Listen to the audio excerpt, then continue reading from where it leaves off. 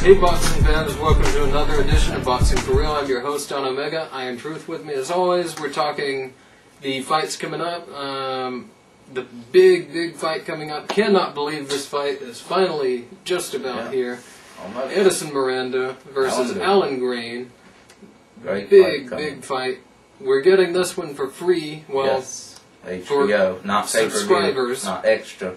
It's not pay-per-view. Absolutely. Cannot believe this. This fight is huge. This has Fight of the Year candidate written all over it. Definitely watch this one. Yeah. I don't care what you have going on. Watch this fight. Absolutely. And this fight, we wanted to really touch on this one. You got Edison Miranda, who... Power puncher. Just beast-like power, basically. Exactly. It's like another coming of Nigel Benn. Yeah. Or Julian Jackson, these guys that were hitting like hell. Yes, at this weight. He took out Howard Eastman. He virtually took out Arthur Abraham. Yeah, and Willie Gibbs. He destroyed him, absolutely. So, someone else, just everyone he's fought pretty much. And Alan Green, another power puncher, not quite as powerful, but... Jadon Codrington might argue with that. He might be as powerful because he is coming from a higher weight also, so these punches might have more of an effect than he has at the higher weight, and both these guys have been rocked, so we know they can be hurt, both of them. And both can come back. Alan Green's been knocked down. Yes. He got knocked down by Donnie McCrary. And the worst looking I've ever seen somebody's eyes roll back in their head and then not get the fight stopped, actually, and still be able to recover. Yeah, and he got up quickly. Oh, yeah, I mean, he was fine instantly. He got up quickly, and he went on to knock the guy out. Yep, in the 6th round. And he dominated every part of the fight besides that. Yeah, he got caught, got knocked down. If he gets caught against Miranda like that, it's going to be over. It will be big trouble. Yes, absolutely. In Alan Green's world. And Miranda got rocked against Eastman one time. Not anywhere near as bad as Green did. Miranda, so far from everything I've seen, very fast starter. Yes. Alan Green, not usually as fast of a starter. No. Although the Codrington fight, Jadon Codrington fight, was a big exception. 18 seconds. But this is just going to be a great fight. We know both of these guys can hit. Yes, and they're going to... big time. These guys are one-round knockout artists at times. Especially Miranda with his fighting style, his aggression. Yes, and that's going to go perfectly with Green's skill level and everything. Green has the edge in the skill level. Absolutely. The technique, he's got the better technique. Yeah. Definitely. And... I'm going to go with Green by decision. I'm picking a knockout in this fight for sure. I don't know exactly how it'll come down, but I definitely am picking Alan Green within about 8 rounds, 7 to 8 rounds. Wow.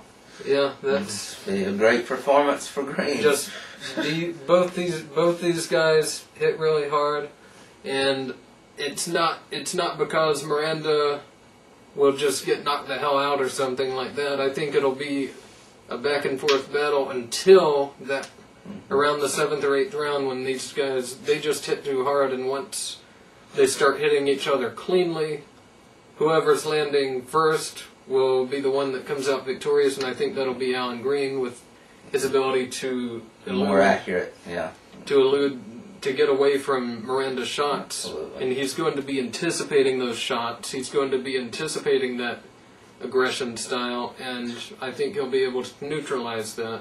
Just great fight either way you look at it. It can't not be a great fight, that's for sure. Absolutely. So definitely do not miss it. And I won't be upset with whoever wins this fight. Neither. I'm going for Green. I really like both guys. I do slightly like Green better. Just a little. But either way, looking forward to what the winner and the loser does absolutely. after this fight. The loser has great things to come, and the winner does. Let the loser fight that Kelly Pavlik idiot, and then he'll get his ass knocked out by either one of them. Within 6, easy. Yeah, absolutely. Put that on versus bitches. Okay, but anyhow, and then the main event, Of course, Miguel, yeah, as if that's you can not the main event. If you can call it the main event, you notice what we mentioned first. Technically the main event, you could say. The match that will be shown last, yeah. Miguel Cotto warming up for Zab Judah against... We'll get to that later, definitely. Definitely. Against Atke Urkel. I don't know why this Urkel keeps trying.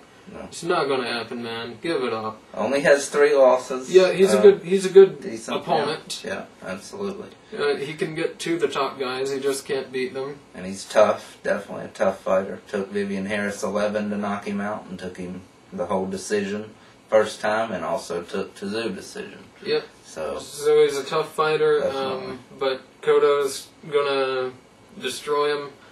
I'll pick Cotto in 9. I'll say 8 to 9 for Cotto. Maybe 10. Won't be shocked in a decision, really. Yeah. Because Cotto might play it safety for us to get to the...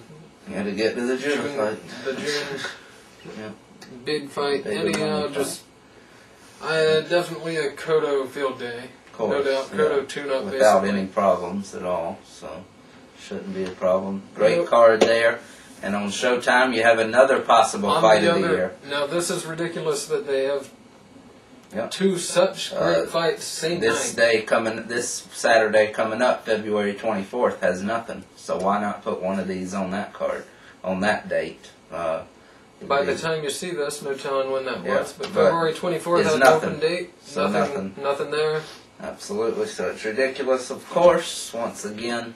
But you got Israel Vasquez going up against Rafael Marquez. Marquez making the move up to 122. Another definite great fight. Either way. Cannot believe we have these on the same night. Same night. It is cruel to make people choose. Absolutely. You can see both, of course, but you can't see them both live, unfortunately. Unless you're a complete moron and switch back and forth, which you can't watch a fight that way.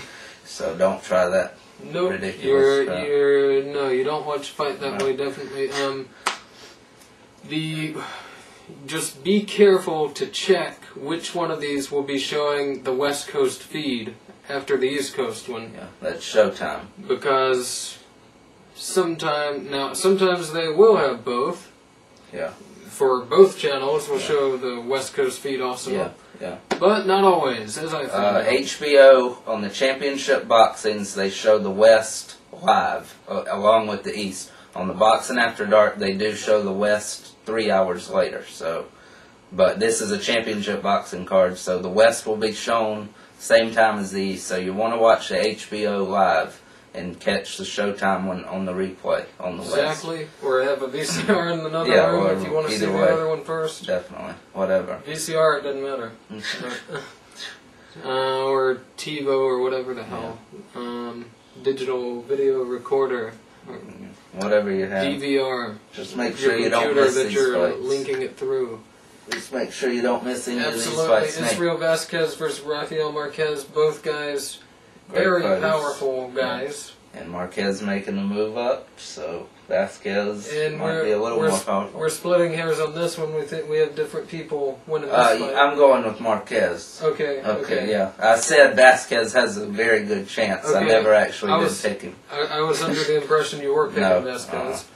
I am picking Rafael Marquez, definitely. The man knocked out Tim Austin. He's knocked out Mark Johnson. Mark Too Sharp Johnson. Israel Vasquez has done great too, but beat Johnny Gonzalez. Not like that. Johnny Gonzalez is no Tim Austin. Absolutely not. Or Mark Johnson. Yeah, absolutely not. And I mean, let's face it, he ruined Tim Austin's career. Yeah, completely. Tim Austin was undefeated, the best bantamweight over the past 15 years at that point, by far. He came in. I mean, Austin was winning the fight. Austin was winning, yeah. Then just one round, a couple of punches, it was over, just out of nowhere. And destroyed his career. I mean, Austin had that ridiculous comeback, if you want to get into that, but he just let himself go, let him get too much. It was over. Yeah, it was over after that. And it's clearly over now. So, I mean, his career was basically over after the Marquez fight. Yes. So, that right there, that's all I need to know. He knocked out a Hall of Fame boxer, pretty much. Definitely. A guy that was at least on his way to being Hall of Fame. Yes, and he knocked out Mark Johnson before that in his. He's beat Mark Johnson twice. Twice, yeah, the decision and the knockout. We never saw the decision because it wasn't shown for some dumbass reason. So whatever. Yeah. I'll go with Marquez in a late round knockout. I'll say round 11. So okay, in a back and forth fight all the way. I could see this one decision. But yeah, I do think this is another one that will end in knockout.